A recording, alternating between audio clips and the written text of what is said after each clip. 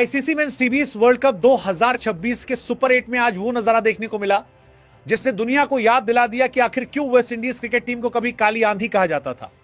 यह सिर्फ एक मैच नहीं था, यह इतिहास की वापसी थी, ताकत का ऐलान था और बल्लेबाजी की ऐसी आतिशबाजी थी जिसने स्टेडियम की फिजा को आग सा कर दिया। सामने थी जिम्बाब्वे नेशनल क्रिकेट टीम और सुपर 8 का यह बड़ा मुकाबला शुरू होते ही अंदाजा हो गया कि आज कुछ असाधारण होने वाला है। पहले बल्लेबाजी करते हुए वेस्टइंडीज ने 20 ओवरों में 6 विकेट पर 254 रन का पहाड़ जैसा स्कोर खड़ा कर दिया। एक ऐसा लक्ष्य जो सिर्फ स्कोरबोर्ड पर अंक नहीं था बल्कि जिम्बाब्वे के हौसलों की कड़ी परीक्षा था। हर चौका किसी तूफान की दस्तक था, हर छक्का जैसे आसमान को चीरता हुआ संदेश की कैरेबियाई ताकत अभी जिंदा है और जब यह जागती है तो सामने वाली टीम सिर्फ तमाशबीन बनकर रह जाती है।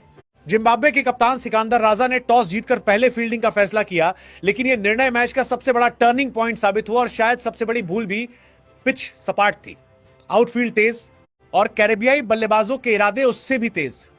ऐसे में पहले गेंदबाजी चुनना मानो शेर को खुला मैदान दे देना था। शुरुआत में लगा कि फैसला सही साबित हो सकता है जब ब्रैंडन किंग 12 गेंदों पर सिर्फ 9 रन बनाकर आउट हुए और कप्तान विकेटकीपर शाय होप भी 14 रन पर चलते बने।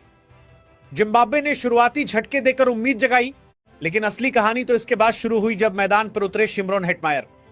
हेटमायर ने जैसे ही रफ्तार पकड़ी, गेंदबाजों की लाइन लेंथ बिखरती चली गई। सिर्फ 34 गेंदों पर 80 रन, 7 चौके, 7 छक्के और 250 के तूफानी स्ट्राइक रेट के साथ यह पारी सिर्फ रन नहीं थी, यह ताकत, टाइमिंग और आत्मविश्वास का विस्फोट थी। उनके शॉट्स में नजाकत भी थी और निर्दयता भी। कवर ड्राइव से लेकर मिड विकेट के ऊपर गगनचुंबी छक्के तक हर दिशा में जिम्बाब्वे के गेंदबाज बेबस दिखे। आने वाले मुकाबलों में भारत और दक्षिण अफ्रीका जैसी मजबूत टीमों के लिए हेटमायर साफ चेतावनी है। अगर वह इसी लय में रहे तो किसी भी आक्रमण को तहस नहस कर सकते हैं।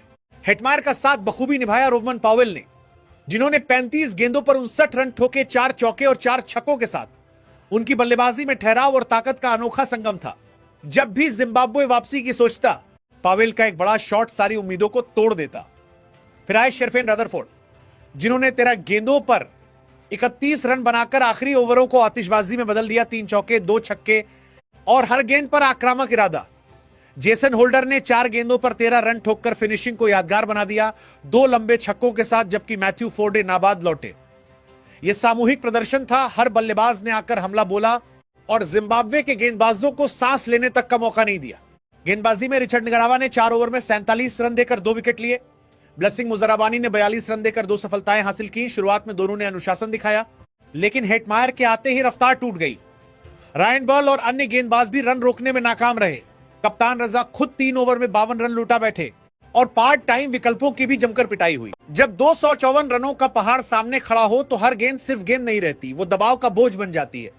और यही बोझ जिम्बाब्वे नेशनल क्रिकेट टीम के ओपनरों के कंधों पर साफ दिखाई दिया। मरुमानी, जो विकेटकीपर की जिम्मेदारी भी निभाते हैं, 8 गेंदों पर 14 रन बनाकर कुछ आक्रामक शॉट जरूर खेले, लेकिन उनकी कोशिशों में ठहराव नहीं था।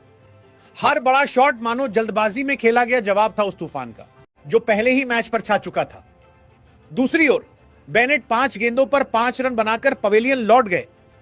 न आत्मविश्वास, न लय, न वह धैर्य जिसकी ऐसी विशाल लक्ष्य का पीछा करते हुए सख्त जरूरत होती है।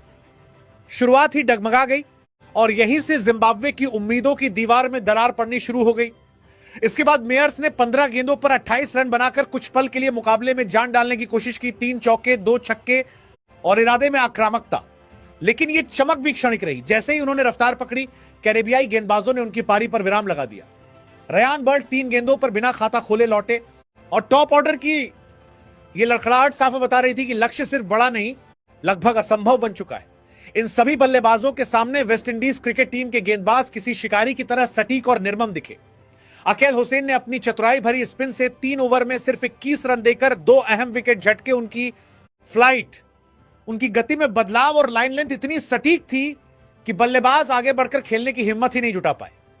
मैथ्यू फोर्डे ने 3 ओवर में 25 रन देकर 1 विकेट लिया और अपनी नियंत्रित गेंदबाजी से रन गति को जकड़ कर रखा, जबकि गुडाकेश मोती ने 1 ओवर में 10 रन देकर एक महत्वपूर्ण झटका दिया, मानो आखिरी उम्मीद की लौ भी बुझा दी हो।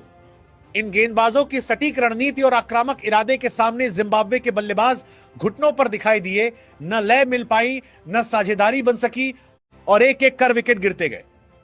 यह सिर्फ विकेटों का पतन नहीं था, बल्कि उस आत्मविश्वास का टूटना था जो इतने बड़े लक्ष्य का पीछा करने के लिए चाहिए होता है। और इसी तरह कैरेबियाई गेंदबाजों ने अपने अनुशासन और धार से मैच को पूरी तरह अपनी मुट्ठी में कैद कर लिया। दोस्तों, चैनल को सब्सक्राइब करना ना भूले। जय हिंद, जय भारत।